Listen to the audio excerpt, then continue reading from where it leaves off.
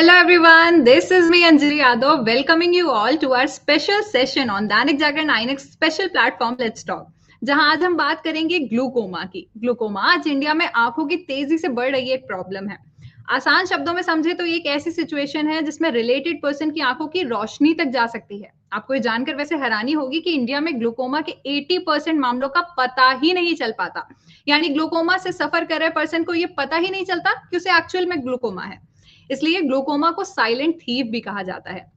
वैसे पर ये साइलेंट थीफ आपकी या किसी के लिए भी कितना खतरनाक हो सकता है, इस बारे में आज हम बात करने के लिए आज का ये सेशन हमने रखा है, जिसमें हमारे साथ मौजूद एक्सपर्ट्स जो हैं वो हमें इससे जुड़ी बहुत सारी बातें बताएंगे, जिन्हें सुनकर आप भी इससे पूरी तरह से क्लियर हो जाएंगे कि आखिर ग्लूकोमा होता क्या है, कैसे होता है और इसके साइन सिम्टम्स और इसका ट्रीटमेंट सब कुछ।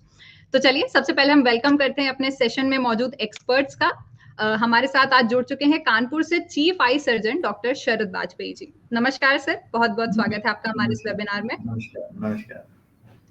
साथ ही साथ हमारे साथ जुड़ चुकी हैं रांची से consultant and glaucoma specialist doctor Saumya. नमस्कार मैम, आपका भी हमारे इस वेबिनार में बहुत स्वागत है। Thank you. तो सबसे पहला सवाल मेरा डॉक्टर शरद जी से है। सर, ग्लूकोमा आखिर क्या है? मतलब अगर हम ग्लूकोमा की बात करते हैं तो सबसे बेसिक सवाल जो लोगों के दिमाग में आता है वो यही है कि आखिर ग्लूकोमा क्या है और इससे हम पहचान कैसे सकते हैं? मतलब वो ऐसा कौन सा पहला सिम्टम है जिससे देखकर ये पता लगाया जा सकता है कि इस पर्सन को ग्लूकोमा हो गया है? सबसे मुख्य बात तो ये है कि ग्लूकोमा जो है एक बीमारियों का समूह के रूप में मानते हैं कि ग्लूकोमा एक ऐसी डिजीज है जो एक बिना पे उसको डायग्नोज नहीं किया जा सकता। और उसको समझने के लिए, क्योंकि जब भी ग्लूकोमा डायग्नोज होता है तो इसका ट्रीटमेंट भी लाइफ टाइम चलता है। ऐसा डिजीज नहीं कि हम इसको ट्रीट करें और ये तुरंत ठीक हो जाए और ये क्यूरेबल नहीं, इस तरह से रहता है। उसको कंट्रोल करना होता है। तो इसके लिए ये एक प्रकार से ये ऑप्टिक न्यूरोपैथी है, ऑप्टिक नर्व की डिजीज है। हमारी आंख जो भी देखती है वो पिक्चर पर्दे पे बनती है और उस पिक्चर के बनने के बाद ऑप्टिक नर्व द्वारा ब्रेन को पता लगता है कि ये क्या चीज है, ये कुर्सी है, मेज है, ये कोई जानवर है, ये कोई चीज है, तो पता लगता है। तो वो जो ऑप्टिक नर्व है वो डैमेज हो जाती है ग्लूकोमा में। क्यों डैमेज हो जाती है? क्योंकि ब्रेन को पता नहीं लग पाता ये क्या चीज है। सब कुछ आंख एकदम ठीक रहती है, आंख में कोई डिफेक्ट नहीं रहता, सिर्फ नस सूख जाती है और उसके नस सूख जाने की वजह से ब्रेन को पता नहीं लगता। तो ये नस सूखती क्यों? हाई प्रेशर की वजह से। क्योंकि ग्लूकोमा की एक डिजीज में हाई प्रेशर हो जाता है, आंखों का दबाव बढ़ जाता है। जब किसी भी चीज को, नेचुरल सी बात है, अगर हम किसी भी चीज को जो नॉर्मल उसका जो प्रेशर है किसी भी चीज का, चाहे शरीर का हो या किसी वस्तु का हो, उसके अंदर ज्यादा दवा हवा चाहे भर दें या कुछ भी भर दें तो उसकी वजह से प्रेशर आसपास की चीजों पे पड़ेगा। तो सबसे ज्यादा जो प्रेशर पड़ता है वो ऑप्टिक नर्व पे पड़ता है और जब ऑप्टिक नर्व पे पड़ता है तो वो नस सूख जाती है धीमे धीमे। बट ये लॉन्ग प्रोसेस है, ऐसा नहीं कि एकदम से कुछ होता है। धीमे धीमे नस सूखती है और फिर धीमे धीमे विजन का लॉस होता है। यहाँ तक होता है क्योंकि ये थोड़ा सा लेट एज की डिजीज है। 40 के बाद हम लोग ये मानते हैं कि हर व्यक्ति का आंख का दबाव चेक होना चाहिए, उसका प्रेशर चेक होना चाहिए, उसकी जांच होना चाहिए कि कहीं उसको ग्लूकोमा तो नहीं हो रहा। अगर कब, जब उसको धीमे धीमे रोशनी जा रही हो, कभी कभी सर में भारीपन रहता हो, फ्रीक्वेंट चेंज ऑफ ग्लासेस बहुत कॉमन है। कभी हमारे पास पेशेंट्स आते हैं, कहते हैं डॉक्टर साहब बार बार हमारे चश्मे का नंबर बदल रहा। अगर 40-45 साल के ऊपर का आदमी बार बार चश्मे का नंबर बदल रहा, उसको साइड से दिख नहीं रहा या कोई विजन धीमे धीमे लॉस हो रहा है, क्योंकि ग्लूकोमा ऐसी डिजीज नहीं कि बहुत सर में दर्द है, उसके दर्द के भी उसके बीच के प्रकार हैं, बट मुख्य रूप से धीमे धीमे विजन का लॉस होता है। तो इसमें ये देखना बहुत जरूरी है कि ऑप्टिक नर्व तो नहीं कि डैमेज हो रही। तो वो पेशेंट जब इतना तक होता है, कई बार हमारे पास पेशेंट्स आते हैं, ओल्ड एज के पेशेंट आते हैं, बड़ी आश्चर्य की बात आपसे बताऊं कि वो कहते हैं डॉक्टर साहब हमारा रोशनी कम हो गई, हमारा मोतियाबिंद हो गया है, ऑपरेशन कर दिया। समझ रही बात आप? और वो व्यक्ति को हम चेक करते बोलते हैं अरे मोतिया तो है ही नहीं तुमको, तुम तो ग्लूकोमा की वजह से ब्लाइंड हो गए। पेशेंट सोचता है कि हमको कैटरेक्ट है और कैटरेक्ट हम ऑपरेट कराएंगे तो विजन हमारा रिकवर कर जाएगा और हमको फायदा मिल जाएगा। लेकिन होता क्या है कि उसको ग्लूकोमा की वजह से विजन उसको ड्रॉप कर जाता है और वो जो ग्लूकोमा है वो क्योरेबल नहीं है, उससे विजन का फायदा नहीं होता, रिकवरी वापस नहीं लौटती विजन की। कैटरेक्ट में क्या होता है, हम ऑपरेट करते हैं, पूरा विजन की रिकवरी हो जाती है उसकी पेशेंट की। तो ये बहुत समझने की चीज है कि ग्लूकोमा कब होता है, क्या क्या सिम्टम्स होते हैं, क्या क्या चीजें होती है। जी जी जी। डॉक्टर सौम्या, जैसे अभी सर ने बताया कि ग्लूकोमा के जो लक्षण हैं वो धीरे धीरे से सब दिखने शुरू हो जाते हैं, तो इस पे मेरा सवाल आपसे ये है कि अगर ऐसे में पेशेंट को सबसे पहला लक्षण दिख जाए तो उसी वक्त उस पेशेंट को सबसे पहला कदम क्या उठाना चाहिए? तो जैसे सर बता रहे हैं कि ग्लोकोमा आंख की इमरजेंसी होती है। जैसे जी। सफेद मोतियाबिंद होता है, वो इमरजेंसी नहीं होती। अगर आप आंख का ऑपरेशन कराएंगे, कभी भी कराएंगे, 1 महीने बाद, 2 महीने बाद, 3 महीने बाद रोशनी वापस आ जाती है। लेकिन ग्लोकोमा जो काला मोतिया होता है वो एक इमरजेंसी होता है, इरिवर्सिबल कंडीशन होता है। इसका मतलब ये है कि जो डैमेज ऑप्टिक नर्व को, आंख के नस जो डैमेज हो गया एक बार, वो ठीक नहीं हो सकता है। जो ग्लोकोमा का ट्रीटमेंट जो हम देते हैं वो बचे हुए को बचाने के लिए देते हैं। जो खराब हो चुका है उसको वापस नहीं लाया जा सकता। किसी भी दवाई से, किसी भी सर्जरी से खराब हुआ नस वापस नहीं आ सकता है। तो ग्लोकोमा एक इमरजेंसी बीमारी है। अगर किसी को भी ऐसा लगता है कि उनको है ग्लोकोमा, या स्क्रीनिंग करवाना हो या जो भी हो, तुरंत होना चाहिए। क्योंकि अगर हमें एक बार पता चल जाए कि ग्लोकोमा नाम की बीमारी है हमें, तो हम दवाइयों से, या अगर दवाई से नहीं हो पा रहा है तो सर्जरी से कंट्रोल कर सकते हैं, डैमेज होने से बचा सकते हैं। जी। तो आपको तुरंत डॉक्टर से मिलना चाहिए। ऐसे भी कहते हैं कि 40 की उम्र के बाद एक अपॉर्चुनिस्टिक स्क्रीनिंग होनी चाहिए सबकी, क्योंकि ग्लोकोमा का कोई सिम्टम्स नहीं दिखता पेशेंट्स को। स्टार्टिंग में पता ही नहीं चलता इनको ग्लोकोमा है, जब तक कि एकदम लेट स्टेज ना हो जाए, उनकी रोशनी ना चली जाए। कभी कभी ऐसा होता है कि बहुत ज्यादा अगर आंख का प्रेशर बढ़ गया हो तुरंत, तो सर में दर्द वगैरह हो सकता है, बल्ब के अराउंड हैलोज, मतलब बल्ब के अराउंड कलर कलर से दिख सकते हैं। ये सब कुछ सिम्टम्स कभी कभी दिखते हैं, लेकिन अधिकतर पेशेंट्स कोई सिम्टम्स नहीं दिखता, उनको पता ही नहीं चलता है।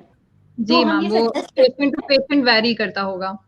यस, तो ये हम सजेस्ट करेंगे 40 के बाद every patient, every person should get a screening done. एक बार डॉक्टर को जरूर दिखाना चाहिए कि आपके आंख का प्रेशर कैसा है, नस कैसा है, एक बार टेस्ट होना चाहिए। जी। डॉक्टर शरद, जैसे अभी डॉक्टर सौम्या ने बताया हमें कि अगर ये एक बार इसकी रोशनी चली जाए तो उसे वापस नहीं लाया जा सकता किसी भी सर्जरी के थ्रू। तो मेरा जो आपसे सवाल है वो यही है कि जो ग्लूकोमा की स्टेजेस होती हैं, तो ऐसी कौन सी वो स्टेज है जिसके बाद वो क्योरेबल नहीं हो सकता? किस स्टेज तक हम अपनी आंखों को बचा सकते हैं ग्लूकोमा होने के बाद? देखिए, जैसा कि अभी चर्चा हुई कि धीमे-धीमे विज़न का लॉस होता जाता है, फ़ील्ड का लॉस होता है, साइड से कोई निकल रहा है तो जो ग्लाइकोमा में ट्यूबुलर विज़न हो जाती है, जैसे ट्यूब से हम किसी चीज़ को देख रहे हैं, जैसे कोई एक ट्यूब लेकर के देखे, वैसा विज़न हो जाता है, धीमे-धीमे साइड से विज़न का लॉस होता जाता है। तो क्यूरेबल तो है नहीं, ऐसे बात है, कंट्रोलेबल है। क्योर वापस से क्योर तो वो डिज़ीज़ जो पूरी तरह ठीक कर सकते हैं। हम उसको कंट्रोल, प्रेशर से जो लॉस हो रहा है, उसको कंट्रोल कर सकते हैं ये कि ये आगे डैमेज ना हो। तो पेशेंट को हम किसी भी स्टेज में ट्रीट कर सकते हैं। आखिरी स्टेज वो होती है कि जब पेशेंट को पीएल नेगेटिव हो जाता है, उसको कुछ भी नहीं दिख रहा, वो बत्ती भी नहीं बता पा रहा। जैसे हम शरीर में अगर उसकी किसी व्यक्ति को देखना है कि वो जिंदा है कि नहीं, तो उसकी नस देखते हैं, वो पल्स देखते हैं ना, ऐसे हम जो आंख में पीएल देखते हैं, perception of light, projection of light, मतलब लाइट किस साइड से आ रही है, लाइट परसीव कर रहा है कि नहीं कर रहा पेशेंट, ये देखते हैं। अगर उसका पीएल ही नेगेटिव हो गया तो फिर कुछ भी नहीं हो सकता। तब भी हम दवा देते हैं कि कहीं उसको दर्द तो नहीं हो रहा, प्रेशर तो नहीं। तो ट्रीटमेंट तो हर स्टेज पे ग्लाइकोमा का करना है। जितनी बची रोशनी उसको बचाना है, उसको रोकना वहीं पर, वापस तो नहीं ला सकते बट रोकना है। तो इसीलिए ये एडवाइजेबल है सभी पेशेंट्स को 40 के बाद कि रूटीन चेकअप कराएं। रूटीन चेकअप में जैसे हमारे मायोपिया और जो रिफ्रैक्टिव जो बच्चे होते हैं, हम उनको रूटीन में बोलते हैं। ऐसे 40 इयर्स के बाद एक बार अपनी आंख को, जैसे डायबिटीज के पेशेंट्स हैं, उनको बोलते हैं कि साल में एक बार चेक कराओ अपना। हाइपरटेंसिव पेशेंट्स उनको चेक, ऐसे ग्लाइकोमा से को स्क्रीन करना बहुत जरूरी है। 40 के बाद आके जांच करना है, और जिस भी स्टेज पे पेशेंट आएगा उसको ट्रीट करके हम वहीं पर विजन को रोकेंगे। तो विजन को, उसको देखने के लिए हमें क्या देखना होगा? हमें उसका प्रेशर देखना होगा, उसकी आंख का प्रेशर कितना है, जो नॉर्मल प्रेशर है। नॉर्मली मान के 17, 18, 17, 18, 20 तक मान के चल जाते हैं। अगर उसकी कॉर्नियल की थिकनेस कितनी है, अगर किसी व्यक्ति की कॉर्निया सीसीटी जो सेंट्रल कॉर्नियल थिकनेस है वो ज्यादा है, तो हम थोड़े हाई प्रेशर को भी कंसीडर कर लेते हैं कि चलो इतना भी चल जाएगा। कब हमें दवा देनी, कब की दवा देनी, उसके पेशेंट की फीड्स क्या है, उसकी फीड्स के बारे में देखना, इस तरह से जांचें करनी होगी। तो ट्रीट तो हर स्टेज, किसी भी स्टेज पे पेशेंट आएगा। जी। डॉक्टर सौम्या, मैं आपसे ये पूछना चाहूंगी, जैसे बहुत बार ऐसा होता है कि अगर पेशेंट को कोई दिक्कत हो रही है तो वो सोचते हैं कि मेरे चश्मे का नंबर बढ़ गया है, मैं ऐसे ही दिखा लेता हूँ किसी के पास जाके, चश्मा दूसरा बनवा लेता हूँ, नंबर चेंज करा लेता हूँ एंड ऑल। और कई बार लोग समझ नहीं पाते कि उन्हें इतनी सीरियस बीमारी है। तो मैं ये जानना चाहूंगी कि अगर ये जो बढ़ता हुआ ग्लूकोमा है, अगर इसको अनदेखी इसकी अगर की जाए, तो ये आगे किस तरह के रिजल्ट्स मतलब उस पेशेंट को देखने पड़ सकते हैं? ग्लोकोमा स्लोली प्रोग्रेस करते करते बिल्कुल आपको अंधा बना सकता है, मतलब उस आंख से आपको लाइट तक नहीं दिखेगा, उतना अंधा बना सकता है। हाँ, बहुत प्रोग्रेस करता है, लेकिन एंड स्टेज वही होता है जो एडवांस स्टेज ऑफ ग्लोकोमा होता है, उसमें आपकी आंख में बिल्कुल रोशनी भी नहीं बचेगी, आपको लाइट का बल्ब भी नहीं दिखेगा, वैसा हो सकता है। वो होता है advance stage of glaucoma, absolute stage जिसे हम कहते हैं। जी जी, okay, thank you doctor Saumya. Doctor Sharad sir, मैं आपसे पूछना चाहूंगी कि ग्लूकोमा हो गया वो एक अलग बात है, लेकिन ऐसे कौन से मेन कारण होते हैं जिसकी वजह से ग्लूकोमा हो सकता है, मतलब हम किन रीजंस को जिम्मेदार ठहरा सकते हैं ग्लूकोमा के लिए? देखिए, ग्लूकोमा एक ऐसी डिजीज है जो स्ट्रक्चर में डिफेक्ट होता है, तो कई रीजंस है उसमें। जेनेटिक रीजन बहुत कॉमन है, इसलिए बताना जरूरी है जेनेटिक रीजन, क्योंकि ये हम हमेशा पेशेंट से अपने पूछते हैं कि अगर आपकी फैमिली हिस्ट्री है, क्योंकि स्ट्रक्चर में डिफेक्ट है आपका, जो एक्चुअली होता क्या है ग्लूकोमा, आप इससे समझिए। तो तरल पदार्थ जो आंख में अंदर बहता है उसको प्रेशर क्यों बढ़ता है? प्रेशर इसलिए बढ़ता है कि जो हमारा बॉडी का सिस्टम है उस पानी को निकलने का, जो शरीर के आंख तत्वों को पोषित करता है, उसके निकलने के रास्ते बंद हो जाते हैं। जब कोई निकलने का फ्लो है, मान लीजिए निकलने का रास्ता आप कहीं टैप बंद कर दोगे या कहीं उसको सिकोड़ दोगे तो क्या होगा? बाकी का जो प्रेशर तो बन रहा है ना, पानी तो बन रहा है और निकलने के रास्ते सिकुड़ गए। उसके दो कारण होते हैं, या तो रास्ते ही सिकुड़ जाते हैं, ट्रेबुकुलर मेशवर्क और जो ऐसे टेक्निकल टिश्यूज हैं जो हम यहाँ बता रहे हैं आपको, और या फिर कभी-कभी अचानक से रास्ते बंद हो जाते हैं। दो चीजें, या तो अचानक से बंद हो जाए जैसे कि एंगल क्लोजर ग्लूकोमा होता है, या फिर वो धीमे-धीमे सिकुड़ते ओपन एंगल ग्लूकोमा होता है, जिसमें कि रास्ते धीमे-धीमे सिकुड़ते पेशेंट को पता नहीं लगता है। जो एंगल क्लोजर ग्लूकोमा होता है उसमें सिर में दर्द होता है, अचानक से लाल हो जाएगी आंख, पानी आएगा, प्रेशर बहुत बढ़ जाएगा, दर्द होगा। और जो ओपन एंगल ग्लूकोमा होता है इसमें एंगल तो खुला हुआ उसका, लेकिन वो रास्ते सिकुड़ गए, तो पानी जो निकलने का रास्ते हैं पतले हो गए, नैरो हो गए। जब नैरो हो गए तो पीछे दबाव बढ़ गया। तो कहने का मतलब ये कि ये जांचें बहुत जरूरी, देखना बहुत जरूरी कि किस एंगल पे कितना दबाव है। अगर प्रेशर उसका बढ़ा हुआ है तो हमको उसको उसी समय कंट्रोल करना होगा, उस प्रेशर को कंट्रोल करेंगे। जब प्रेशर को, अगर किसी पेशेंट का नॉर्मली आया आईओपी इंट्राओकुलर प्रेशर हम बोलते हैं, अगर वो बढ़ के 25-30 तक आ रहा है तो हमको तुरंत 17-18, इवन कई बार ये तक होता है कि और प्रेशर को जिस पेशेंट का बहुत लॉस हो जाता है उसमें हम टारगेट प्रेशर भी सेट करते हैं। हो सकता है कभी किसी पेशेंट को 18 से भी नुकसान हो रहा है, उसको नॉर्मल व्यक्ति में 16, 17, 18 कोई मायने नहीं रखता, लेकिन जो ग्लूकोमा अफेक्टेड आई है, जो ऑलरेडी लॉस में जा रही है, उसको हम टारगेट 10 भी रख देते हैं कि भाई इसका 10 रहना चाहिए प्रेशर, तब, क्योंकि स्लोली प्रोग्रेसिव डिजीज है, धीमे धीमे डैमेज करती चली जाएगी। तो प्रेशर देखना बहुत जरूरी है आंख का, कि प्रेशर उसका कितना है। तो ये इसी तरह एक जेनेटिक रीजन हो गया उसका। दूसरे रीजन और भी प्रोडिस्पोजिंग फैक्टर्स होते हैं। कभी कभी पेशेंट को कोई, जैसे इवन जैसे हाई ब्लड प्रेशर के पेशेंट्स होते हैं, हाई मायोपिक्स पेशेंट जिनमें ग्लूकोमा के चांसेस ज्यादा होते हैं, जैसे हाई मायोपिक पेशेंट्स होते हैं उनमें भी चांसेस होते हैं ग्लूकोमा होने के। तो ये सब कई ऐसे रीजंस हैं। कभी कभी जैसे और भी चीजें होती हैं बॉडी में, जैसे सिस्टमिक डिजीजेज होती हैं, जनरल और डिजीज होती है, उसमें ग्लूकोमा होने के चांसेस होते हैं। इस तरह से कई रीजंस ऐसे होते हैं। तो इसका रीजन ये कि ऐसे जो भी पेशेंट्स हैं, चाहे वो जेनेटिक, जिनके फैमिली हिस्ट्री हो, जिनके हाई मायोपिक्स हो, या कोई सिस्टमिक डिजीज हो, या सिम्टम्स ऐसे आ रहे हैं, उन पेशेंट्स को अपने को रेगुलर चेकअप कराना चाहिए। जी जी सर, जैसे अभी आपने जेनेटिक रीजन की बात करी, तो मेरा एक और सवाल है आपसे कि अगर ये ग्लूकोमा जेनेटिक होता है तो इसे नेक्स्ट जनरेशन में ट्रांसफर होने से या फिर कैसे बचाया जा सकता है, या फिर अगर जो नेक्स्ट जनरेशन उसे उसको इससे सेफ कैसे रखा जाए, मतलब कैसे हम इसे बचा सकते हैं पास ऑन ना हो पाए? जेनेटिक कुछ जाना तो आप रोक नहीं सकते, जो जेनेटिक जीन्स के थ्रू जा रहा है उसको तो आप चेक कर नहीं सकते। हाँ, आप उसको आगाह कर सकते हैं, उसको बता सकते हैं। पेशेंट आया, अगर उससे ऐसे कोई पेशेंट यूं ही रूटीन में दिखाने आया, प्रेशर बढ़ा है, तो हम उसको हिस्ट्री लेते हैं कि जेनेटिक हिस्ट्री, जैसे आपके इस वेबिनार की तो इसी को जागरूक कर रहे हैं। आप जो लोग देख रहे हैं उनको पता लगेगा जेनेटिक भी एक रीजन है। तो आम जनता को जो कोई पता लगता है कि ग्लूकोमा एक जेनेटिक डिजीज भी है, तो वो आगाह रहते हैं, उसके लिए जागरूक रहते हैं। तो वो अपने को जांच कराते रहते हैं। जिनके फादर को, मदर को, या किसी पेरेंट को ऐसा हुआ है तो उनको मालूम है ग्लूकोमा होता है और उनको विजन लॉस हो रहा है, बाकी रोक नहीं सकते। जो जेनेटिक डिजीज है उसको रोक नहीं सकते। जी जी जी, उसके लिए आगाह रहेंगे, उसके लिए सचेत रहेंगे, तो अपने को जांच पहले करा देंगे। ये नहीं कि हम जांच ही नहीं करा रहा, तो 50-60 इयर्स के हैं, पेरेंट का विजन टोटल लॉस हुआ है, तो उनको जरूर, तब तो उनको जरूर करानी है। रूटीन आदमी कराए या ना कराए, उनको तो जरूर करानी है, मस्ट है। जी जी जी सर जी।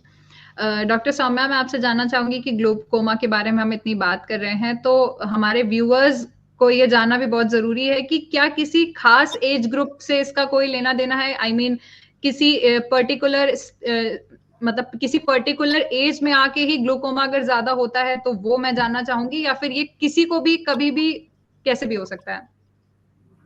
ग्लोकोमा होता तो सारे एज ग्रुप में हो सकता है। जो हम बात कर रहे हैं प्राइमरी एंगुलर क्लोजर और ओपन एंगल ग्लोकोमा की, वो जनरली 50-60s के एज में होता है। लेकिन इसका मतलब ये नहीं कि बच्चों में ग्लोकोमा नहीं होता है। प्राइमरी कॉन्जेनिटल ग्लोकोमा भी होता है जो न्यूबॉर्न्स में होते हैं। बहुत सारे बच्चे होते हैं जो पैदा होने के बाद उनका आंख का साइज बड़ा बड़ा दिखता है, हमें पुतली सफेद दिखती है हमें, तो वो प्राइमरी कॉन्जेनिटल ग्लोकोमा, बच्चों का ग्लोकोमा है। तो ग्लोकोमा हर एज के लोगों को इफेक्ट कर सकता है। ऐसा नहीं है कि सिर्फ वो अडल्ट में ही होता है या सिर्फ वो ओल्ड एज में होता है, किसी भी एज में हो सकता है। और एक और बात मैं ऐड करना चाहती थी प्रीवियस डिस्कशन का, एक और एंटिटी होता है स्टेरॉइड इंड्यूस्ड ग्लोकोमा। स्टेरॉइड एक दवाई है जो ओवर द काउंटर मिलता है, मतलब कि कुछ भी हो स्टेरॉइड तुरंत ठीक कर देता है चीजों को।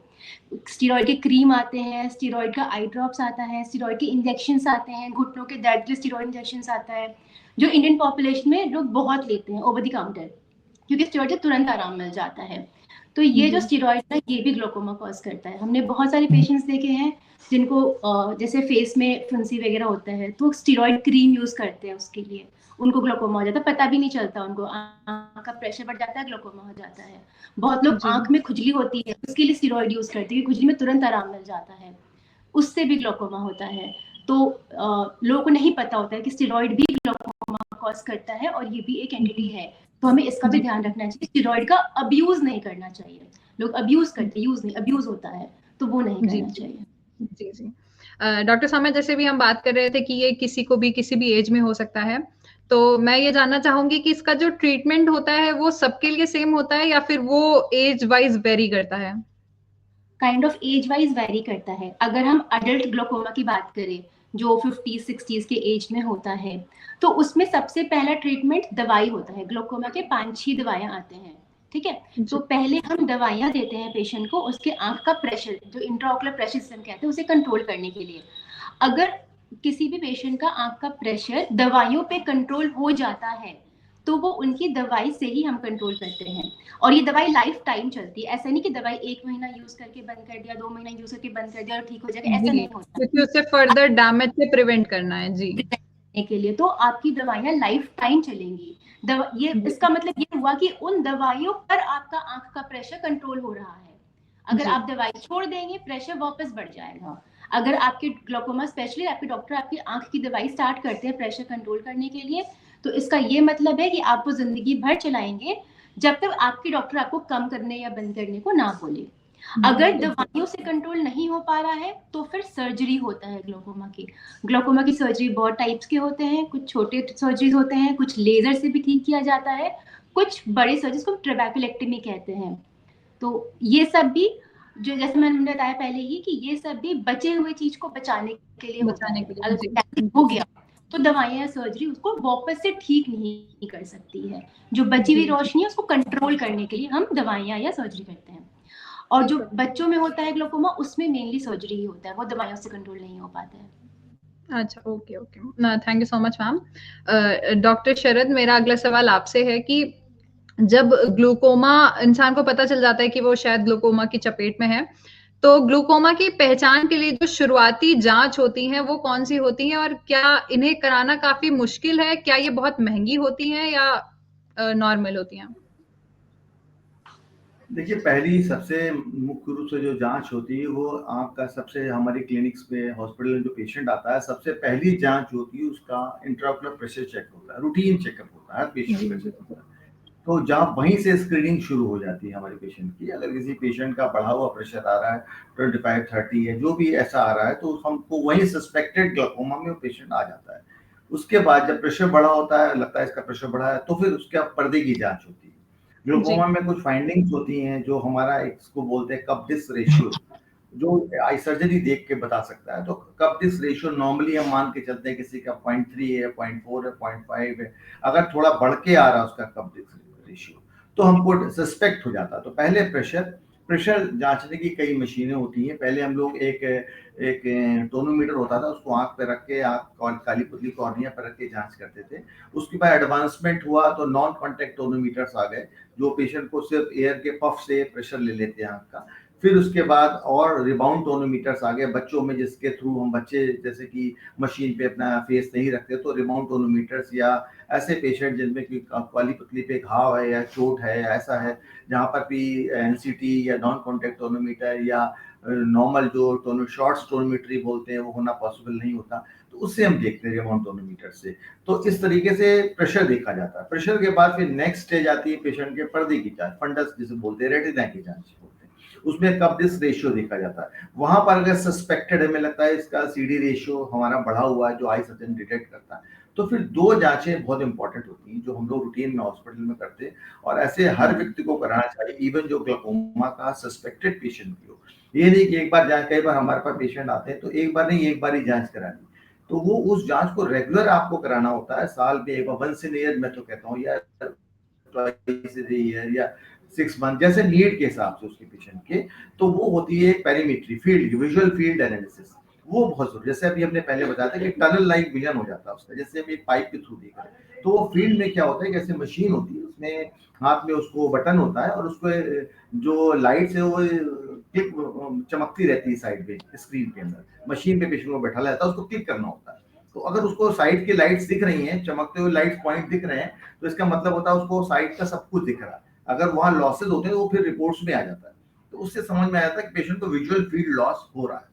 अगर विजुअल फील्ड लॉस शुरू हो गया तो इसके मतलब उसको ग्लाकोमा का स्टार्ट हो चुका है, और ये डैमेजेस हो चुके हैं, और उसको फिर हम कंपेयर भी करते रहते हैं। ऐसे नहीं एक बार कर लिया और खत्म हो गया, उसको फिर हम साल भर बात करेंगे कि क्या डिफेक्ट हुआ, ऐसा तो नहीं और कुछ पॉइंट्स बढ़ गए, कुछ और डिफेक्ट आ गया। दूसरी होती है ओसीटी, आजकल लेटेस्ट में हम लोग करते हैं, तो वो जो ऑप्टिकल कोहेरेंस टोमोग्राफी होती है, वो भी इसके पेशेंट को हम समझाते हैं कि एक डिस्क का जो उसके नर्व का स्कैन है पूरा, नर्व फाइबर लेयर जो है उसके बारे में देखना कि वो कैसा है, उसका गैंग्लियन सेल की क्या स्थिति, जो अंदर की चीजें हैं, साइंस की चीजें हैं, उसको डॉक्टर देखता। तो ओसीटी है, फील्ड की जांच है, प्रेशर की जांच है, पर्दे की जांच है, ये सब जांचें की जाती है। इसके अलावा गोनियोस्कोपी होती है, जैसे कि एंगल क्लोजर है, तो गोनियोस्कोप से देखते हैं कि उसका एंगल की क्या स्थिति है, कि ब्लॉकेज तो कितना एंगल में, क्लोजर तो नहीं एंगल में। तो ये सब जांचें, अलग अलग जांचें होती हैं जो पेशेंट के हिसाब से डॉक्टर डिसाइड करता है, तो वो उसके हिसाब से भी ट्रीटमेंट प्लान होता है। क्योंकि ग्लाकोमा का जो फर्स्ट लाइन ऑफ ट्रीटमेंट है वो मेडिकल ट्रीटमेंट है, मेडिकल मैनेजमेंट है, क्योंकि सर्जरी के अपने कॉम्प्लिकेशंस होते हैं। सर्जरी हम लोग ये नहीं कि पहले आया सीधे ग्लाकोमा का पेशेंट है 6 विजन, हमने कहा नहीं ऑपरेट कर दो, ऐसा नहीं, क्योंकि सर्जरी के अपने कॉम्प्लिकेशंस है। क्योंकि कई बार ग्लाकोमा ऑपरेट करते हैं, कैटरेक्ट बन जाता है पेशेंट को, क्योंकि आई को हैंडल करते हैं, और जो कैटरेक्ट हमारा लेंस होता है बहुत ही सॉफ्ट डेलिकेट टिश्यू होता है, अगर जरा सा हैंडल हुआ, फ्लूइड भी गया, कोई और बात भी हो सकता है, उसको 3 महीने बाद, 6 महीने बाद, साल भर बाद मोतियाबिंद बन जाए। तो हम सर्जरी करते हैं जब हमको लगता है कि मेडिकल मैनेजमेंट से वो चीज कंट्रोल नहीं हो रही है, लॉसेस होते जा रहे हैं, then we switch to the surgery. तो इस हिसाब से जांचों के बाद हम डिसाइड करते हैं, और अगर मेडिकली उसका सब कुछ कंट्रोल रहता है तो लाइफ टाइम पेशेंट सेफ रहता है। मेरा पेशेंट्स को इस तरह से एक डायरेक्शन रहता है, हंसी की बात जैसे मैं बोलता हूँ कि भाई एक बार खाना भूल जाना, लेकिन दवा डालना ना भूलना। खाना भूल जाओगे तो कोई नुकसान नहीं, दवा नहीं डालोगे तो नुकसान है। तो इस तरह से पेशेंट को काउंसिल करता हूँ कि भाई खाना भूल जाओ, पर दवा मत डालना भूलना। तो इस तरह से उसको ये सब ग्लाकोमा में काउंसलिंग बहुत इंपॉर्टेंट है। पेशेंट को, तो पेशेंट कंप्लायंस बहुत जरूरी है, उसको पता ही नहीं होता, वो सोचता है अरे 3 महीने दवा डाल दिया हम ठीक हो गए। उसको ये बताना है कि ठीक नहीं हो गए भाई, दवा डालना है इसको तुम्हें। कंप्लायंस बहुत होता है, महंगी दवाइयां आती है, ग्लाकोमा की दवाइयां महंगी होती है थोड़ी, तो इसलिए जो पुअर तबके का पेशेंट है वो कई बार अफोर्ड भी नहीं कर पाता, चीजें मिस हो जाती है। हम लोग दवा लिख देते हैं, एक बार दवा डालता है, 1 महीने 2 महीने डाला, तो ऐसा तो है नहीं कि उसको कोई ड्रास्टिक चेंजेस मिलते हैं। वो कहता है मैं 3 महीने दवा डाला, मेरी रोशनी तो वैसी ही बनी, बढ़ी नहीं है। तो हमारे जो विलेज के ग्रामीण अंचलों के पेशेंट्स हैं, ग्लाकोमा काउंसलिंग बहुत इंपॉर्टेंट है, उसको काउंसिल करना पड़ता है कि ऐसी डिजीज है कि भाई दवा डालते रहना इसमें, आपका विजन बढ़े ना बढ़े लेकिन कम नहीं होगा। हाँ, ये बताना, तो उसमें काउंसलिंग एक अलग पार्ट है काउंसलर का ग्लाकोमा में, उस डिजीज को समझाना कि क्या डिजीज है ये। जी सर, आपने जिस हिसाब से इसके ट्रीटमेंट के बारे में बताया, मुझे पूरा यकीन है कि हमारे व्यूअर्स के काफी सारे जो सवाल हैं उनके जवाब उन्हें खुद ही मिल गए हैं। तो इसी के साथ मैं अपने सेशन में आगे बढ़ती हूँ। डॉक्टर सौम्या, ग्लूकोमा के ट्रीटमेंट के बारे में हम लोगों ने बात कर ली, प्रिवेंशन के बारे में हम लोगों ने बात कर ली, लेकिन अगर ग्लूकोमा हो जाए तो उसके बाद फूडिंग और जो उनके डेली लाइफ स्टाइल्स हैं उनमें किस तरह के चेंजेस आने चाहिए, उन्हें किन किन चीजों से अवेयर रहना चाहिए ताकि जो उनको ग्लूकोमा हो गया है वो और ज्यादा बुरी स्थिति में ना आए? To my knowledge food effect नहीं करता है, कोई ऐसा फूड नहीं है जो आपकी आंख का प्रेशर बढ़ाएगा, या कोई ऐसा फूड नहीं है जो आपके आंख का प्रेशर कम कर देगा। तो फूड का मेजर रोल नहीं है ग्लूकोमा। रीसेंट रिसर्च में ये है कि योगा और मेडिटेशन जो डीप ब्रीदिंग एक्सरसाइजेस होते हैं उनसे ब्लड सर्कुलेशन इंक्रीज होता है टू द ऑप्टिक नर्व, जो हमारे आंख का नस होता है उसमें ब्लड सर्कुलेशन इंक्रीज हो जाता है। तो डीप ब्रीदिंग एक्सरसाइजेस थोड़ा हेल्पफुल होते हैं अर्ली ग्लूकोमा में, जब इनिशियल स्टेज ऑफ ग्लूकोमा में है। तो अपार्ट फ्रॉम मेडिसिन तो आपको लेना ही है, सिर्फ योगा या सिर्फ मेडिटेशन से ठीक नहीं होगा, दवाई आपको लेनी है। लेकिन उसके साथ अगर आप डीप ब्रीदिंग एक्सरसाइजेस प्रैक्टिस करेंगे तो थोड़ा ऑप्टिक नर्व को हेल्थ मिलेगा, उसको ब्लड सर्कुलेशन मिलता है, उसका स्ट्रेंथ बढ़ता है। तो रीसेंट रिसर्चेस में ऐसा आया है कि योगा हेल्पफुल होता है। फूड हैबिट तो मुझे नहीं लगता कि कोई फूड से इफेक्ट करता है ऐसा। जी, और कोई लाइफस्टाइल में ऐसे चेंजेस, स्लीप पैटर्न्स या फिर ऐसा कुछ? स्लीप भी obviously 6, 7, 8 hours of sleep necessary होता है। स्ट्रेस इंड्यूस्ड भी हो सकता है, तो स्ट्रेस वगैरह कम करना है। तो the more you keep yourself happy and alive उतना ज़्यादा अच्छा होगा आपके ऑप्टिक नर्व के लिए। तो है ये। जी जी जी। डॉक्टर शरद, मेरा अगला सवाल आपसे है कि सर, हमारे व्यूअर की तरफ से सवाल आया है कि क्या हाई ब्लड प्रेशर भी ग्लूकोमा का जो है वो कारण बन सकता है? हाँ, क्यों नहीं। मैं एक बात पहले डॉक्टर साहब की बात पे ऐड करूंगा कि वैसे तो देखिए सही बात है कि फूड का कोई वो रोल नहीं, बट कुछ रिसर्चर्स हैं कहते हैं, जैसे कि एक कॉमन बात है कि अगर आप अपनी इम्यूनिटी अच्छे रखते हैं तो बहुत ही डिजीजेज हमारी हिडन ही रहती हैं। तो इस पॉइंट से हमको डिस्कस कर सकते हैं, जबकि कई रिसर्चर्स ऐसी कि कैफीन है या ट्रांस फैट है या जो ऐसे फैट्स है या वो चीज़ें जो कोलेस्ट्रॉल बढ़ाते हैं, वो चीज़ें कई बार अफेक्ट करती हैं। और योगा प्राणायाम में ये थोड़ा बताने की जरूरत है कि कुछ ऐसी एक्सरसाइज है, जैसे कि कई कई रिसर्चेस भी, स्टडीज भी हुई है कि जो बहुत वैसे जैसे कि शीर्षासन लोग करते हैं वो नहीं रिकमेंडेड है इसमें, वो प्रेशर बढ़ेगा उससे। या जैसे शंख बजाते हैं कुछ लोग, तो ऐसी कोई एक्सरसाइज जो इस तरह का प्रेशर एकदम कंट्रोल करे या स्ट्रेस करे, तो वो चीजें इसको इफेक्ट कर सकती है और ग्लूकोमा को इंक्रीज करने में या उसको प्रेशर बढ़ाने में इफेक्ट कर सकती है। हाई ब्लड प्रेशर का उससे रिलेटेड है, क्योंकि वीनस पल्सेशंस होते हैं और वीनस पल्सेशंस होने की वजह से भी कई बार आंख का जो है दबाव, जैसे कि नेचुरली इससे मोटी मोटी बात समझिए कि ब्लड प्रेशर बढ़ेगा, जब ब्लड प्रेशर बढ़ेगा तो नेचुरली आंख के अंदर भी प्रेशर बढ़ेगा, तो वो वीनस पल्सेशंस ऑप्टिक नर्व पे असर पड़ेगा और वो उसको जो है वो इफेक्ट करेगा। तो इसलिए वो हाई बीपी अगर जो पेशेंट है वो ग्लूकोमा पे असर करते हैं और ग्लूकोमा के जो प्रोग्रेशन है उसको बढ़ाने का इफेक्ट करते हैं। ऐसे हाई ब्लड प्रेशर के जो पेशेंट्स हैं वो इफेक्ट करते हैं। और एक पॉइंट और ऐड करना चाहते थे कि इंजरी से भी ग्लूकोमा होता है, ये समझना जरूरी है। यहाँ जब पूरा डिस्कशन हुआ तो हमारे पास कई बार ऐसे जब भी चोट लगती है आंख में तो प्रेशर बढ़ जाता है, क्योंकि ट्रेबेकुलर मेशवर और बहुत सी चीजें, ब्लड अंदर डैमेज होता है, कि हाइफीमा हो जाता है, ब्लड आ जाता है आपके अंदर, तो उससे भी ग्लूकोमा हो जाता है। तो इस तरह की चोट लगता है, वो भी एक कारण है ग्लूकोमा का। तो किसी पेशेंट को इंजरी हुई उससे भी आई का लॉस होता है और चोट लगती है। तो ग्लूकोमा एक बहुत बड़ी ऐसी डिजीज की, ऐसे कई उसके बहुत से कारण है जो डायरेक्ट ना होकर के इनडायरेक्ट वे में इफेक्ट करते हैं। तो इसलिए हमको एक हेल्दी लाइफस्टाइल अगर हम जीते हैं और अगर अपन योगा प्राणायाम या मेडिटेशन करते हैं, ये चीजें कहते हैं इम्यूनिटी बढ़ाती है। तो इम्यूनिटी का फायदा हर डिजीज में हर चीज होता है। इस तरह समझ सकते हैं कि ना तो डाइटरी हैबिट्स भी, चाहे इस मंच से इस प्रोग्राम के थ्रू समाज में मैसेज भी जाना चाहिए कि हम अपनी अगर डाइटरी हैबिट्स अच्छी रखेंगे, हम अपनी अगर लाइफस्टाइल अच्छी रखेंगे, मेडिटेशन योगा प्राणायाम करेंगे, तो सिर्फ ग्लूकोमा ही नहीं और भी डिजीज को हम हाइड कर सकते हैं और लंबे समय तक उसको जो है डैमेज करने से रोक सकते हैं। जी सर, हमारे एक और व्यूअर है, उनका सवाल है कि डोरज़ेलोमाइड और टीमोलोल दोनों ही ग्लूकोमा की दवाएं हैं, इन दोनों में क्या अंतर होता है और इनमें से कौन सी बेहतर है? जैसा कि हमने बताया, ग्लूकोमा की बहुत सारी दवाइयां आती हैं। जो डोर्ज़ोलमाइड और टेमोलॉल है, दो अलग अलग रिसेप्टर्स पे काम करते हैं। एक अल्फा रिसेप्टर्स पे काम करता है, एक बीटा रिसेप्टर में काम करता है। टेमोलॉल बीटा पे काम करता है और डोर्ज़ोलमाइड अल्फा पे काम करता है। हम कह नहीं सकते कि इन दोनों में ज्यादा बेटर कौन है। फर्स्ट लाइन दोनों में से कोई भी नहीं है। फर्स्ट लाइन हमारा प्रोस्टाग्लैंडिन एनालॉग्स होता है, जैसे लेटिनोप्रोस्ट है, वो हमारा फर्स्ट लाइन ड्रग है, वो पहले स्टार्ट करते हैं। अगर किसी पेशेंट का प्रेशर लेटिनोप्रोस्ट पे नहीं कंट्रोल हो रहा है तो फिर हम दूसरा दवाई ऐड करते हैं उस पे, कि एक और दवाई ऐड करेंगे उस पे।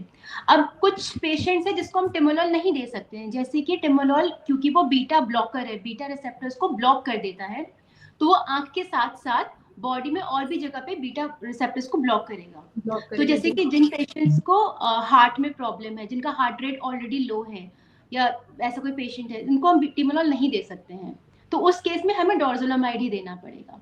डोर्ज़ोलमाइड की भी अपनी प्रॉब्लम है, उसमें कभी कभी आई में रेडनेस आ जाता है। तो आई थिंक हमें वो पेशेंट बाय पेशेंट टाइट्रेट करना पड़ता है। इसका कोई क्लियर आंसर नहीं है कि दोनों में बेटर ये है या ये फर्स्ट लाइन है। फर्स्ट लाइन दोनों में से कोई भी नहीं है, और दोनों ही पेशेंट टू पेशेंट वो वेरी करेगा। जी एग्जैक्टली, टाइट्रेट करना पड़ता है हमें पेशेंट टू पेशेंट से। जी जी जी, okay, thank you so much doctor. फिर आगे तक जाते हैं उसमें।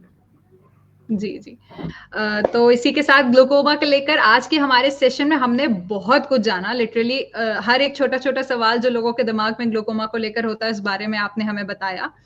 जिसे जानने के बाद आंखों की केयर से जुड़ी जो बहुत छोटी बड़ी बातें थी, वो हमने और हमारे व्यूअर्स ने बहुत अच्छे से समझी हैं, जानी है। सो अब इस सेशन को वाइंड अप करने से पहले आप दोनों को इतनी सारी बातें बताने के लिए, इतने सारा अवेयरनेस फैलाने के लिए मैं थैंक यू जरूर बोलना चाहूंगी। Thank you doctor Saumya, thank you doctor Sharad, कि आपने अपना इतना कीमती समय निकालकर हमें और हमारे व्यूअर्स को जो इतनी यूजफुल इंफॉर्मेशन है वो दी। एंड एक्सपर्ट्स के साथ मैं अपने व्यूअर्स को भी थैंक यू बोलना चाहूंगी जो इस पूरे सेशन में हमारे साथ जुड़े रहे। अब मैं आप सबसे विदा लूंगी। इसी के साथ मिलते हैं आपसे जल्दी ऑन सेम प्लेटफॉर्म किसी एक नए और इम्पोर्टेंट टॉपिक के साथ। Till then take care, bye bye. Thank you, doctors. Thank you.